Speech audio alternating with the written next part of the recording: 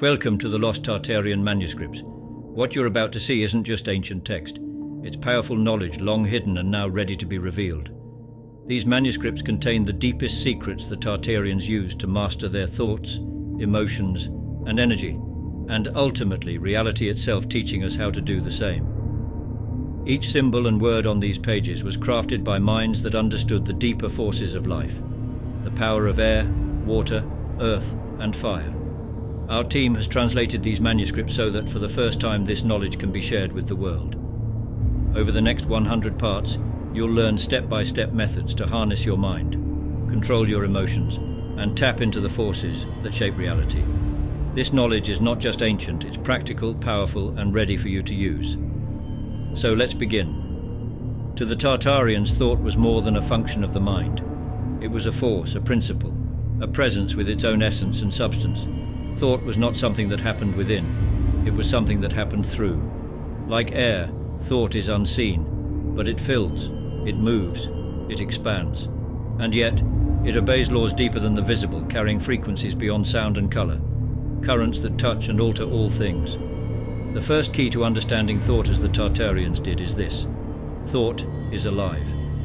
Each thought you hold is like a being vibrating in and out of existence, creating echoes beyond the physical. They knew that our minds are not containers of thought, but vessels for these living energies, these currents of air that flow in and around us, binding us to a realm unseen, but deeply felt.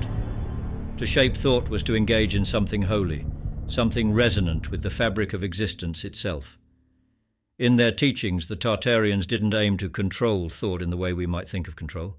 For them, thought control meant communion, an understanding that thoughts breathe just as we do, that they need space, attention, even reverence. This is why they never silenced their minds, but instead brought thoughts into alignment with higher vibrations, elevating them beyond what is common.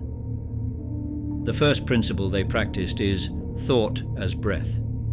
They understood that each breath is like the brush of air on an ancient instrument, tuning thoughts to the music of the soul. Each inhale, each exhale is a movement of air that draws thought from a formless state into shape, and from shape into form. In their meditation, they didn't focus on thought but breathed it into existence with purity, shaping it into something close to a soundless word, a silent expression. The goal wasn't clarity but purity, a process of drawing thought out of shadow into light, stripping it of impurity until it vibrated as a perfect tone in the inner ear.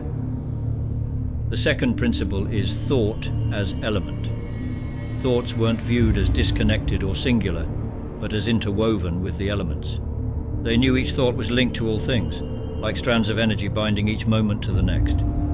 When they thought of the element of air, they saw it not merely as movement, but as a bridge connecting the individual with the universal. Each thought was an expression of this element, taking its form and shape from the larger currents of life itself.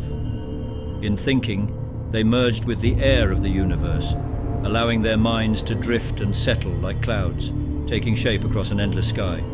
The thought was not isolated, it was woven into the fabric of all creation. And finally, thought as vibration.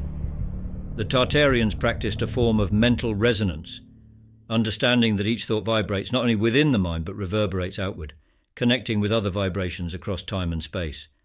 They saw every thought as an offering, vibrating outward, drawing similar energies and attracting like-minded patterns.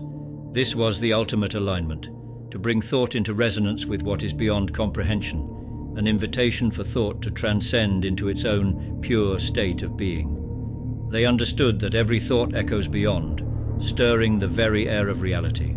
Thoughts were not meant to control, they were meant to be awakened, to find their place in the great field of consciousness. To think, truly, was to connect, to bind, to weave. Thought was breath, was life, was air itself, uniting the visible with the invisible. These are the Tartarian teachings on thought, a mystery revealed not to be controlled, but to be revered. Thoughts are the life of the unseen, breathed into being, joining us to something infinite. Type yes in the comments if you are ready for part 2 in this incredible deep dive. And if you want to hear the life-changing Tartarian sounds they used on a daily basis, then click on the link in the description.